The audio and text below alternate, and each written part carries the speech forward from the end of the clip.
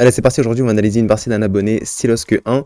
Donc il est 1500 en rapide, il joue contre un 1557 et on va voir pourquoi il a perdu cette partie, d'accord?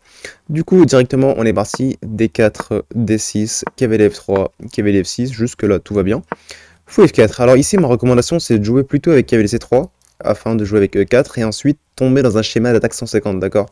Avec fou E3, dame D2, ok? Mais fou F4 c'est complètement possible, G6, E3.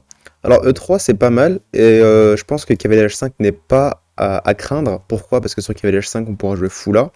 Et sur H6 peut-être revenir ici, G5, on revient ici, cavalier prend, pion prend, fou G7. Et je pense que c'est pas dérangeant pour les blancs, d'accord? Donc si, pour ceux qui ont du mal à visualiser, cavalier H5, fou ici, H6, fou là, G5, fou là, cavalier prend, fou G7. Ici, je pense que les blancs n'ont pas trop de soucis à se faire, d'accord? Donc, si on met une petite évaluation de Stockfish, on voit que... C'est quoi l'évaluation ici? Variante, plus 0,56, voilà, donc il n'y a pas vraiment de problème avec les blancs. Alors pourquoi j'analyse pas avec Stockfish en permanence? Parce que c'est pas productif en fait, c'est pas productif d'analyser avec un ordinateur, vaut mieux analyser les choses de manière humaine, d'accord? Donc si vous avez la possibilité d'avoir un humain qui peut analyser vos parties, c'est beaucoup mieux que d'analyser avec un ordinateur. Pourquoi? Parce que, bon, Stockfish, il vous donne des coups de Stockfish, hein? C'est des coups d'ordinateur, c'est pas des coups qu'un humain peut penser, ok? Donc, Stockfish, par contre, c'est bien pour analyser, par exemple, les calculs, les tactiques. Si jamais vous avez loupé un mat en 2, un mat en 3, ok, on met l'ordinateur et on voit un peu, à peu près c'est quoi la variance. Mais il faut pas utiliser Stockfish pour analyser ces parties, ok? Donc, E3, fou G7, ok. Ici, H3, très bien joué, H3, très bien joué. Petit roc, ok, C4, c'est parfait pour l'instant. Donc ça c'est le bon plan, hein. Le bon plan c'est de jouer avec C4 je pense, cavalier C3, fou E2, petit roc et jouer avec B4 je pense, dame B3 et jouer un petit peu à l'aile dame au centre, d'accord? Donc là il faut oublier tous les plans qu'il y a au niveau de l'aile roi, il faut plutôt partir sur un plan centre aile dame, ok? Donc on continue, C4 c'est très bien, cavalier C6. Alors ici cavalier C6, est-ce qu'on peut pas jouer D5? Ça c'est la question que je me pose, parce que du coup pour punir un petit peu le cavalier qui a là, du coup, il sera obligé de revenir en B8 et ensuite on joue tout simplement cavalier C3 et, euh, et dame C2 peut-être après. Je sais pas. Je sais pas. Est-ce que D5 c'est le bon coup ici ou bien il faut jouer tout simplement cavalier C3? Bonne question. On va vérifier rapidement avec Stockfish. Variante. Allez. Donc là, il nous dit quoi? Non, même pas. Juste, il faut jouer cavalier C3. Ok. Donc D5, c'est pas la bonne idée dans cette position. Ok. Cavalier C3, c'est très bien. Tour E8. Fou E2, c'est très bien. Ok, qui avait les bouges. Donc là, on voit que le plan des noirs, c'est de jouer tout simplement avec E5. Ok. Est-ce qu'on peut pas jouer D5 tout de suite? Non, je pense que D5 tout de suite, ça paraît inutile. Petit roc, c'est très bien. E5. Alors ici, j'espère que tu as joué le bon coup. Eh ben non, je pense pas que pion prend c'est le bon coup. Je pense que le bon coup ici, c'est fou H2. Ok, donc on garde la pression au centre. Et on touche à rien en fait, tout simplement. Donc fou H2.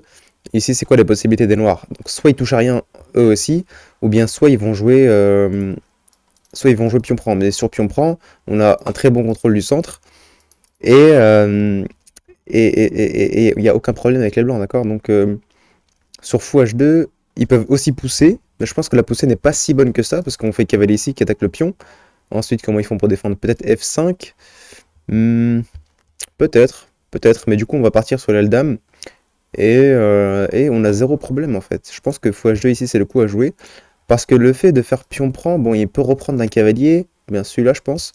Et du coup bah il est moins étouffé en fait. Alors que si on fait fou H2, on voit que ces pièces manquent d'harmonie. D'accord?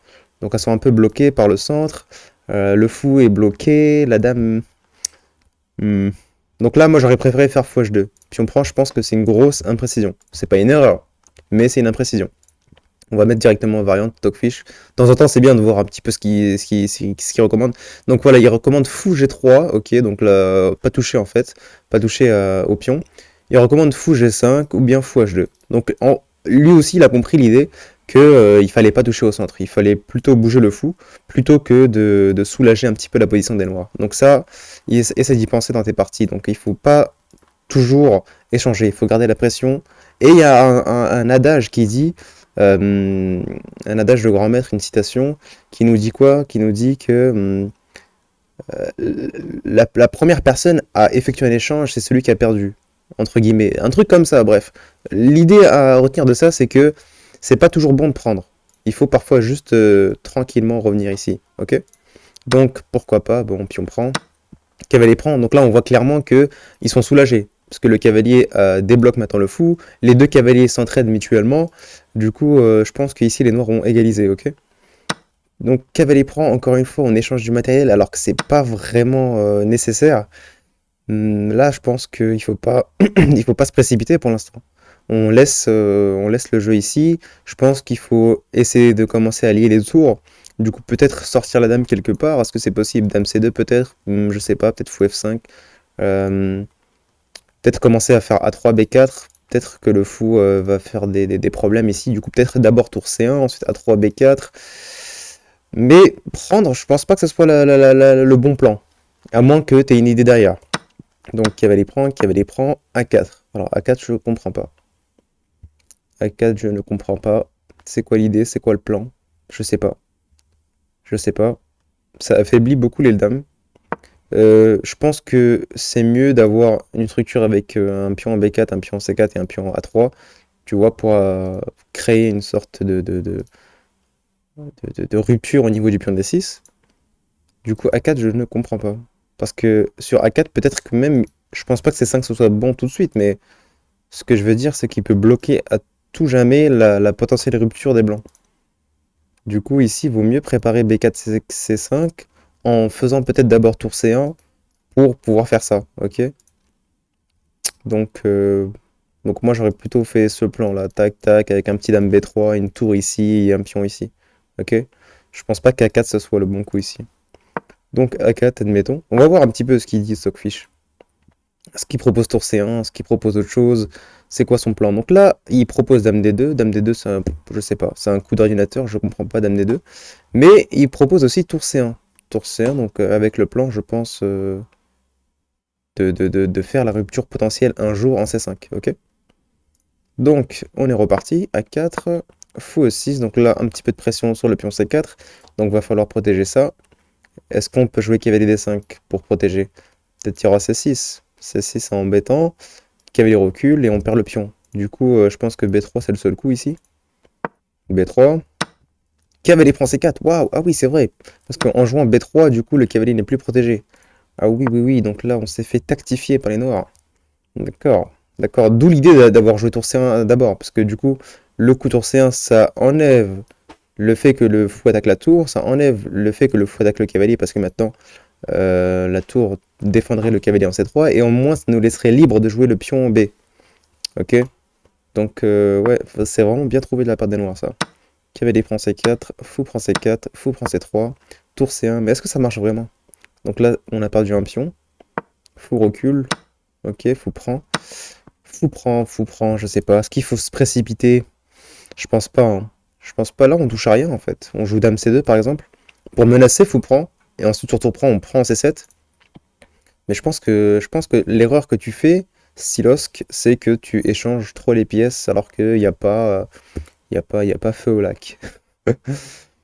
Donc fou prend E6, tour prend E6, dame C2. Mais tu vois, t'avais le bon plan, je pense, mais peut-être faire ça après.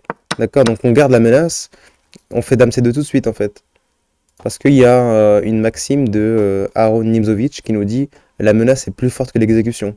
Et là, j'ai l'impression que tu exécutes directement tous tes plans au lieu de garder les menaces et d'exécuter un peu plus tard, d'accord? Donc pourquoi pas, fou prend E6, tour prend E6, dame C2. C6, donc là, C6 c'est bien pour nous, pourquoi? Enfin pour les blancs, parce que du coup ça affaiblit un petit peu le pion D6, ok? Sauf que le problème c'est que si jamais on arrive à faire tour là, par exemple, pour mettre de la pression sur le pion D6, il y aura peut-être pion pouce, et du coup il a une très très belle structure de pion. Du coup l'idée c'est quoi? C'est est-ce qu'on pourrait pas faire un petit E4 pour empêcher la poussée du pion D5, enfin du pion D6, et ensuite mettre de la pression sur le pion D6? Bonne question, je sais pas, je pense que E4 ça paraît intéressant ici. Jouer avec E4, F3, au moins en plus on a nos pions sur case blanche. Et du coup, on contrôle les cases blanches avec les pions, et notre fou contrôle les cases noires avec, avec le fou contrôle les cases noires, quoi. E4, c'est très bien, du coup, c'est ce qu'il a joué. Dame E7, là, je pense qu'un petit F3, c'est intéressant. D'accord? Alors, tour F1, je suis pas fan. Je suis pas fan, pourquoi? Parce que, pour moi, cette tour-là, elle doit être ici. D'accord? Pour attaquer ici. Du coup, le fait de jouer ça, c'est imprécis. Pourquoi? Parce que C'est pas le rôle de la tour de défendre. Je pense qu'un petit F3 ici, ça paraît un peu plus logique, ok? Et je pense que les fous échecs, bon, c'est pas dérangeant. Roi H1, et puis tout simplement, il n'y a pas grand-chose. Ok? Donc tour là, bon, D5. Ah oui, mais là, c'est bien pour les noirs, parce que du coup, maintenant, si prise, bah, il y a prise, prise, dame prend, et du coup, on perd une tour. Du coup, là, c'est bien trouvé pour les noirs.